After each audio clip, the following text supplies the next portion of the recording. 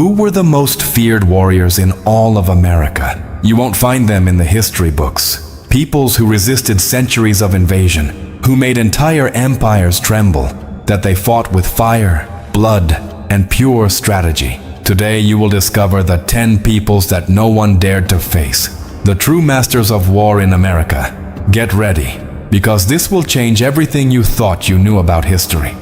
History of the Immortals, where history roars with steel and legend. Subscribe and be part of the legacy that never dies.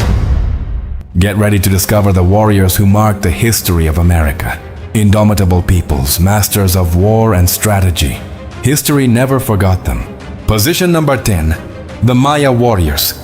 Deep in the jungles of Mesoamerica, a civilization emerged that was famous for its astronomical knowledge and impressive architecture, but also for its military ferocity. Maya city-states such as Tikal, Calakmul, and Palenque not only competed for resources and territory, but constantly engaged in ritual and strategic wars that could last for years. Their warriors used wooden bows, obsidian-tipped arrows, and a wooden club with obsidian knives embedded in the edges, designed for hand-to-hand combat. Ambushes in the dense jungle were their specialty, attacking without warning and disappearing into the vegetation, leaving devastation and fear in their wake. Although their army was not massive or centralized like that of the Incas or Mexica, the combination of knowledge of the terrain, local discipline, and surprise tactics made them formidable adversaries to their neighbors. The Maya also practiced warfare as part of religious rituals. Captured prisoners were sometimes sacrificed to their gods, reinforcing each city-state's reputation for ferocity. Archaeological research shows that Maya wars could involve temporary alliances between cities, encirclement strategies, and the use of wood and stone fortifications to protect temples and palaces. Even today, preserved hieroglyphic inscriptions and stelae reveal stories of conquests, defeats, and heroes who inspired fear and respect. The Mayans showed that war is not always measured by the number of soldiers, but by strategy, adaptability, and the ability to instill fear in the enemy. Thus, even today, their military legacy is remembered as much as their astronomical and cultural knowledge, showing that in pre-Columbian America, intelligence and ferocity could go hand in hand. Position number 9. The Purepecha warriors. In what is now the state of Michoacán, Mexico, a people emerged who challenged one of the most powerful empires in Mesoamerica, the Purepechas. Also known as Tarascans, they were renowned for their incredible mastery in metallurgy. While most Mesoamerican peoples used stone and wood, the Purepecha forged tools and weapons from copper and bronze, technologically ahead of their neighbors. Their army was composed of heavily trained warriors armed with clubs, metal spears, and reinforced wooden shields, which allowed them to resist the onslaught of the Mexica, who never managed to conquer their territory. They were not only skilled in combat, but also strategic. They built fortifications, walls, and defensive roads, and employed ambush and defensive warfare tactics that gave them an advantage in mountainous and forested terrain. The Spanish chroniclers were impressed. The Purepecha were an organized, disciplined, and feared people, capable of inflicting resounding defeats on even the largest armies. Their reputation transcended their time. They were known for their extraordinary mastery of copper and bronze metallurgy, a people who combined advanced technology, endurance, and superior tactics to protect their lands and culture. Even today, the vestiges of their fortresses and weapons show a level of military sophistication that few Mesoamerican peoples reached, demonstrating that ingenuity and innovation can be as powerful as brute force. Position number 8. The Inca warriors. In the Andes, between mountains that touch the sky, the Inca Empire emerged, the largest in all of pre-Columbian America.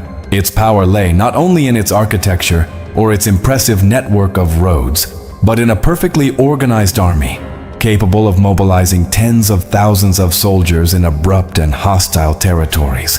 The Sapa Inca, considered a living god, led a disciplined army that employed advanced tactics of flanking, encirclement, and coordinated movement.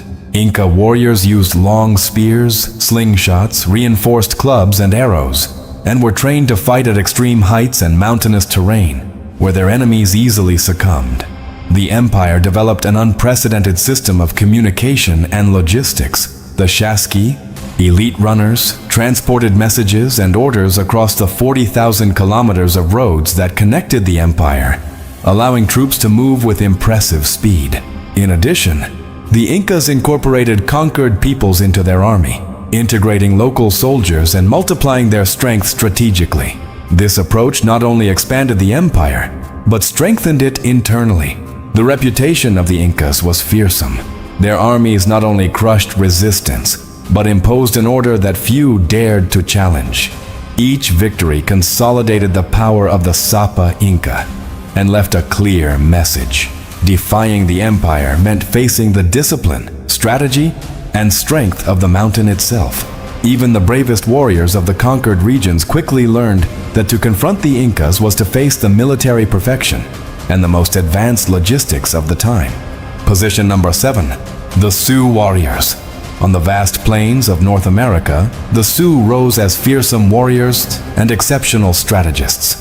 Composed of groups such as the Lakota, Dakota, and Nakota, they dominated the territories of the Great Plains, resisting for decades the expansion of the United States. Their most powerful weapon was not always the sword or spear, but mobility. Expert horsemen, they could quickly attack on horseback, retreat, and reorganize with a precision that confused even the best-equipped armies. Their knowledge of the terrain, hunting routes, and bison migration patterns gave them a tactical advantage in each engagement. Legendary leaders such as Sitting Bull and Crazy Horse led their warriors in decisive battles, the most famous being the Battle of the Little Bighorn in 1876, where a numerically superior American army was crushingly defeated. In addition, the Sioux combined ferocity with strategy. Ambushes, night attacks, and the coordinated use of cavalry units allowed them to maximize damage while minimizing losses. They used complex visual and manual signals to coordinate ranged attacks and simultaneous ambushes, increasing their lethality. Their reputation became legendary. Even the most experienced settlers and soldiers feared to face them on the open plain. The Sioux demonstrated that courage, cunning, and mastery of the environment could turn a relatively small people into a force capable of challenging modern empires. Their ferocity in combat went hand in hand with a great reverence for their land, which they defended as sacred. Position number 6. The Iroquois warriors. In the northeast of what is now the United States and Canada, a confederacy arose that would forever change the balance of power in North America. The Iroquois, also known as the League of Five, and later 6 nations. This alliance united the Mohawk, Oneida, Onondaga, Cayuga, and Seneca, and later the Tuscarora, becoming a formidable military and political force. The Iroquois were masters of intertribal warfare and strategic diplomacy. They orchestrated coordinated attacks, ambushes, and campaigns of conquest with surprising precision, taking advantage of the forested terrain and rivers.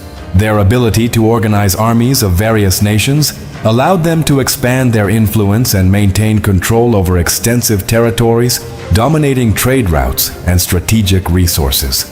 Each warrior was trained from a young age in combat with bows, tomahawks, and firearms acquired during trade with European settlers. This combination of traditional skills and new technologies made them fearsome adversaries even for colonizers. French and English chroniclers were impressed by their discipline, coordination, and strategy. The Iroquois fought not only with strength, but also with intelligence, knowing when to attack, when to retreat, and how to divide their enemies. Their reputation extended beyond the forests of the Northeast. They were known as People of the Longhouse, a people capable of joining forces, resisting superior attacks, and projecting power with strategic effectiveness that inspired respect and fear. Even today, their military legacy remains as an example of organization and coordination in pre-colonial warfare. Position number 5. The Chichimeca warriors. In the arid north of Mexico, between ravines and deserts, the Chichimecas emerged, a group of nomadic peoples that the Spanish conquistadors called indomitable barbarians. Although they lacked large cities, their skill in guerrilla warfare and mastery of the terrain made them fearsome adversaries. Masters of the bow and arrow, the Chichimecas could attack unseen, ambush caravans, and disappear into the desert before their enemies could react. Their warriors were light, fast, and knowledgeable in the terrain, able to survive in extreme conditions that weakened enemy armies. During the so-called Chichimeca War, 1550 to 1590, the Spaniards fought for decades without being able to completely subdue them. Even with technological and numerical superiority, the invaders suffered constant defeats and strategic ambushes, demonstrating the effectiveness of guerrilla warfare in the hands of peoples adapted to their environment. The Chichimecas also used psychological tactics, surprise attacks, fire in the dark, and terror as a weapon to demoralize the enemy. Some local leaders organized night patrols and coordinated attacks on several fronts simultaneously, showing a surprising level of strategy for nomadic peoples. Their resistance and ferocity meant that for decades, the roads of northern Mexico were a territory where few dared to venture. These peoples demonstrated that brute force does not always win. Knowledge of the terrain, speed, and cunning could turn seemingly simple warriors into enemies that any empire was afraid to face. Position number 4. The Apache warriors. In the vast, scorching lands of the Southwest, where the sun beats, the Apaches settled after migrating from the north. Nomadic warriors feared for their ferocity, their mobility, and their absolute mastery of the desert. Their territory stretched from the mountains of Arizona to northern Mexico, and their knowledge of the terrain allowed them to disappear like specters among the rocks and canyons. They moved silently, attacked quickly, and vanished before the enemy understood what had happened. The Spaniards called them ghosts of the desert because they seemed to materialize out of nowhere. For centuries, they resisted the expansion of empires. First the Spanish, then the Mexican, and finally the American. None of them managed to subdue them easily. Legendary leaders such as Geronimo, Cochise, and Victorio became symbols of resistance.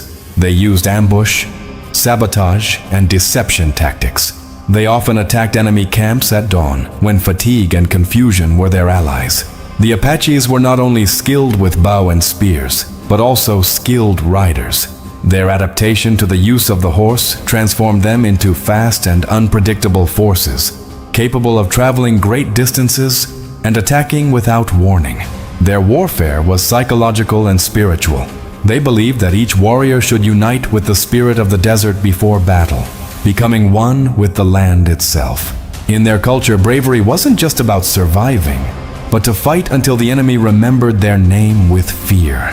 The last major conflict, known as the Apache Wars, 1849 to 1886, kept the continent's most powerful armies in check for nearly 40 years. And when Geronimo finally surrendered, the U.S. military breathed a sigh of relief, for the ghosts of the wilderness had at last vanished. Position number 3. The Mexica warriors. In the heart of the Valley of Mexico, between lakes and mountains, one of the most powerful and feared empires on the continent emerged, the Mexica Empire. From its capital, Tenochtitlan, the warriors of the sun extended their dominion over dozens of peoples, forging an empire built on discipline, strategy, and blood. The Mexica were much more than conquerors. They were a militarized civilization where every man aspired to die in combat. They believed that when they fell in battle, they were reborn as hummingbirds, accompanying the sun on its daily journey through the sky. That is why they called themselves warriors of the sun, because they fought not only for victory, but to keep the light of the world on. Their army was organized with almost modern precision. The warrior orders, eagles and jaguars, represented the highest honor, elite combatants trained from childhood in the temples of war, experts in ambushes, tactical training, and hand-to-hand combat. War for them was also a sacred ritual. The Xochiyaoyotl, the Flowery War, sought to capture living enemies to offer them as sacrifices, a way of feeding the sun with the energy of life. When Hernán Cortés arrived in 1519, He faced an army of tens of thousands, disciplined, with hierarchical structures, war drums, and an unwavering sense of duty. The Mexica used fearsome weapons such as the macuahuitl, a wooden club encrusted with obsidian knives, capable of decapitating with a single blow. Their fall was not immediate. They resisted siege, famine, and treachery. And even when Tenochtitlan burned in 1521, their spirit was not extinguished.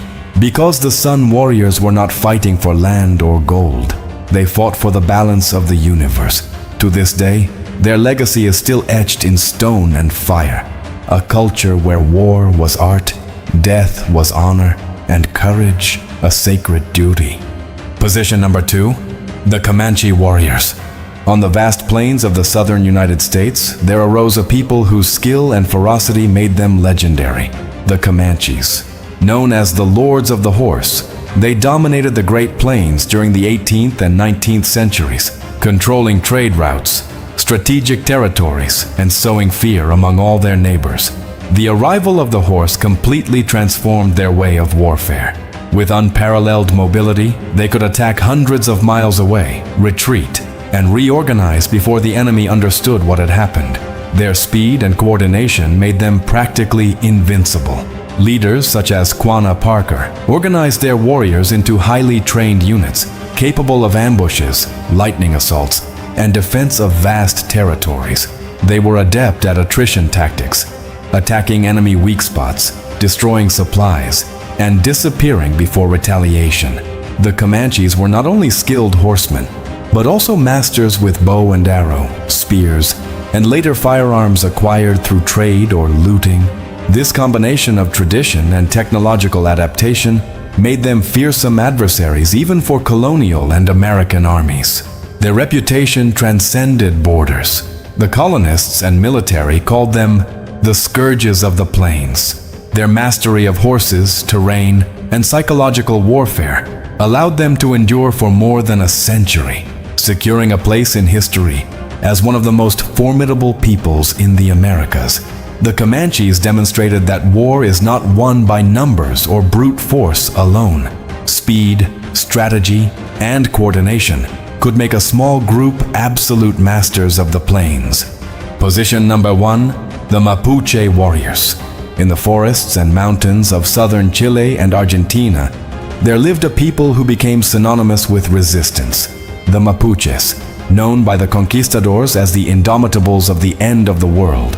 For more than 300 years, they challenged first the Inca Empire and then the Spanish armies, resisting raids, disease, and advanced military strategies.